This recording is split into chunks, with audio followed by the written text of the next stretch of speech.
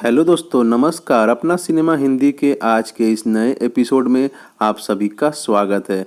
दोस्तों, आज हम बॉलीवुड के दो ऐसे रोमांटिक कपल के बारे में बात करने वाले हैं जिनकी दोस्तों लव स्टोरी लोगों के जुबान पे थी। और ये ऐसी लव स्टोरी है जो पूरी तरीके से मुकम्मल हुई है। शायद बॉलीवुड की ये ऐसी पहली रोमांटिक लव स्टोरी होगी। दोस्तों, दिलीप कुमार और सायरा बानो की प्रेम कहानी। आज हम इन्हीं की स्टोरी आपको सुनाने वाले हैं। बहुत ही प्यारी और खूबसूरत स्टोरी है। वीडियो को लाइक करिए, चैनल पर नए हैं तो सब्सक्राइब करना बिल्कुल मत भूलिएगा। दोस्तों, बात करें अगर हम 1966 में दिलीप कुमार और सायरा बानो ने शादी कर ली। उसके बाद तमाम जिंदगी दोनों कभी न जुदा होने वाले मोहब्बत में बंध गए। दिलीप कुमार और सायरा बानो की ये शायद बॉलीवुड की पहली ऐसी मुकम्मल हुई मंजिल तक पहुंची प्रेम कहानी है जिसकी शुरुआत तब हुई थी जब कहानी की नायिका महज 12 साल की थी। वो 12 साल की लड़की थी सायरा बानो और उनके हीरो थे दिलीप कुमार। सायरा की मां नसीम बानो खुद हिंदी सिनेमा की पहली सुपरस्टार थी। घर में फिल्मों का माहौल था। सिनेमा से जुड़ी बड़ी बड़ी शख्सियतों का आना जाना लगा ही रहता था। बहुत सारे लोग, फिल्मी हीरो भी घर आते थे, लेकिन सायरा को किसी ने प्रभावित नहीं किया। ये प्रेम ही महज एक संयोग ही था। दोस्तों, ये बात है साल 1952 की। सायरा की उम्र उस समय महज 12 साल की थी। तब वह पहली बार अपनी मां के साथ दिलीप कुमार की फिल्म आन देखने गई थी। महबूब खान की इस फिल्म के हीरो थे 34 साल के दिलीप कुमार साहब और उनकी हीरोइन थी निम्मी। उस दिन जाने क्या हुआ कि नन्ही सायरा की नजरें पर्दे से हटी ही नहीं। फिल्म तो क्या थी, सायरा को कुछ भी याद नहीं। वो पूरे समय बिल्कुल मंत्रमुग्ध हुई पर्दे पर दिलीप कुमार को ही देखते रही। साथ ही उन्हें उस हीरोइन से थोड़ी ईर्ष्या भी हुई जो उनके सपनों के राजकुमार के साथ पर्दे पर इश्क फरमा रही थी। ये बातें बहुत सालों बाद एक बार सायरा बानो ने एक इंटरव्यू के दौरान कही थी। दोस्तों, ये पहली नज़र का प्यार ही था। 12 साल की लड़की और 34 साल के हीरो की मोहब्बत में गिरफ्तार हो चुकी थी, लेकिन थी तो अभी वो बच्ची ही। खुद दिलीप कुमार भी उन्हें बच्ची की तरह ही देखते थे और खुद को सायरा समझने वाली वो बच्ची बस इस फिराक में रहती थी कि कैसे दिलीप कुमार से बस एक मुलाकात हो जाए।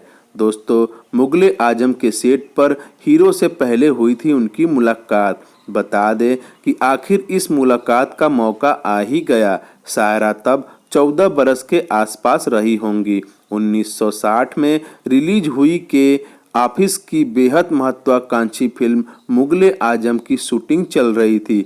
तब उनकी मां नसीम बानो को पता चला था कि मुगले आजम की शूटिंग चल रही है, तो उन्होंने दिलीप कुमार साहब से दस्तखास्त की कि वो अपनी बेटी के साथ फिल्म की शूटिंग देखने आना चाहती हैं। दिलीप कुमार बड़े दिलदार थे। उन्होंने तुरंत अपनी गाड़ी भेजकर उन लोगों को फिल्म के सेट पर बुलवा भेजा। नसीम बानो को तब तक कुछ भी पता नहीं था कि उनकी बेटी के दिल में क्या चल रहा है। वो तो यही समझ बैठी थी कि बच्ची है, शूटिंग देखकर खुश होगी।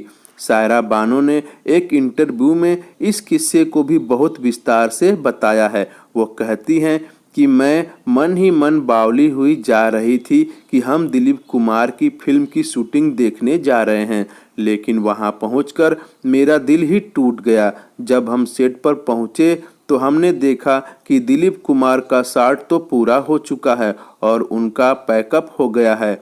कव्वाली की शूटिंग जारी थी। उन्हें कैमरे के सामने अभिनय करते देखने का मेरा सपना अधूरा ही रह गया, लेकिन गनीमत है कि उनको तो मैं देख पाई। दिलीप कुमार को जब नसीम बानो के सेट पर पहुंचने की खबर मिली तो वो खुद दौड़े दौड़े उन्हें लेने के लिए आए। पूरे वक्त खुद उनकी तीमारदारी में लगे रहें। सायरा कहती हैं कि ये दिलीप कुमार से आमने सामने उनकी पहली मुलाकात थी, लेकिन उन्होंने मुझे नोटिस भी नहीं किया। वो मुझे कोई छोटी बच्ची ही समझ रहे थे। बता दें दोस्तों कि पहले पर्दे पर दिलीप कुमार की हीरोइन बनने का सपना कब सायरा बानो का पूरा हुआ।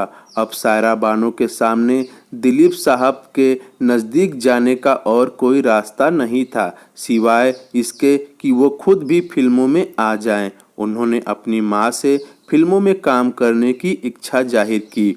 1960 में फिल्म मुगले आजम रिलीज हुई थी। उसके ठीक एक साल बाद 1961 में सायरा बानो की पहली फिल्म जंगली रिलीज हुई। 16 साल की सायरा बानो को फिल्म फेयर अवार्ड के दौरान बेस्ट एक्ट्रेस की कैटेगरी में नॉमिनेशन भी मिला। बता दें दोस्तों, उसके बाद तो एक के बाद एक सायरा बानो की कई फिल्में आती गईं। वो बस इस मौके के इंतजार में थी कि कब उन्हें दिलीप कुमार के साथ पर्दे पर रोमांस करने का मौका मिल जाए। लेकिन दिलीप कुमार तो यह कहकर इनकार कर देते थे कि हीरोइन उम्र में बहुत छोटी है, पर्दे पर हमारी जोड़ी बहुत बेमेल लगेगी। बता दें दोस्तों कि जब एक तरफा प्यार हुआ दो तरफा प्यार में तब्दील। मुगले आजम के सेट पर तो दिलीप कुमार ने 13 साल की लड़की को देखा था, जिसकी कोई खास स्मृति भी उनके दिमाग में नहीं थी। सायरा के फिल्मों में आने के बाद भी उनकी कभी मुलाकात नहीं हुई। साथ फिल्में करने का हर ऑफर दिलीप कुमार ठुकराते ही रहे, क्योंकि हीरोइन उम्र में छोटी थी। लेकिन फिर एक दिन ऐसा हुआ कि दिलीप कुमार नसीम बानो के घर पहुंचे। मौका था सायरा बानो के जन्मदिन का। सायरा अपने घर के अहाते में ब्रोकेट की साड़ी पहने खड़ी थी। दिलीप कुमार अपनी आत्मकथा the substance and the shadow में लिखते हैं, जब मैं अपनी गाड़ी से उतरकर बगीचे के रास्ते से गुजरते हुए उनके घर की तरफ बढ़ा तो अचानक मेरी नज़र सायरा पर पड़ी। वे अपने घर के पोर्च में ब्रोकेट की साड़ी पहने खड़ी थी।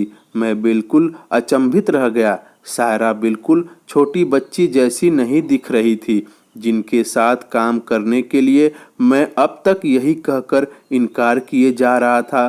अब तक मुझे लगता था कि मेरी हीरोइन बनने के हिसाब से उनकी उम्र अभी नहीं है, कम है, लेकिन वो तो मेरी उम्मीदों से कई बेपनाह खूबसूरती की मल्लिका थी। मैंने आगे बढ़कर उनसे हाथ मिलाया।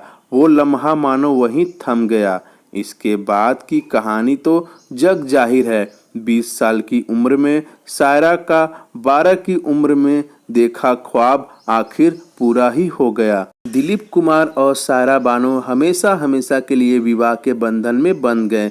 सायरा की मां ने ही पहली बार दिलीप कुमार को सायरा के मन की बात बताई थी। पहले तो वो संकोच कर रहे थे। सायरा अभी छोटी थी और दिलीप कुमार खुद दो बार मोहब्बत की आग में अपना दिल जला चुके थे।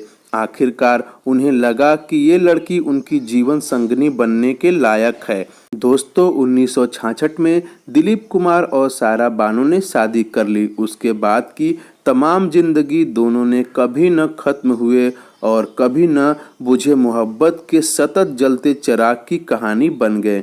वो चिराग जिसकी रोशनी मोहब्बत करने वालों के दिलों को आज तक रोशनी किया करती हैं। दोस्तों, बॉलीवुड के रोमांटिक कपल की शायद ये पहली ऐसी लव स्टोरी है जो पूरी तरीके से मुकम्मल हुई और दोस्तों पूरे जीवन ये एक साथ बिताते रहें। और ऐसी कामयाब जोड़ी दोस्तों बॉलीवुड में बहुत ही कम देखने और सुनने को मिलती है। आपको दिलीप कुमार और सायरा बानो की ये रोमांटिक लव स्टोरी कैसी लगी? अपनी राय और कमेंट हमें बताना मत भूलिएगा। दोस्तों, चैनल को सब्सक्राइब जरूर कर लीजिए ताकि आपको ऐसे ही रोमांटिक वीडियो देखने और सुनने को मिले। हम फिर मिलेंगे नए वीडियो में। जय हिंद, जय भारत।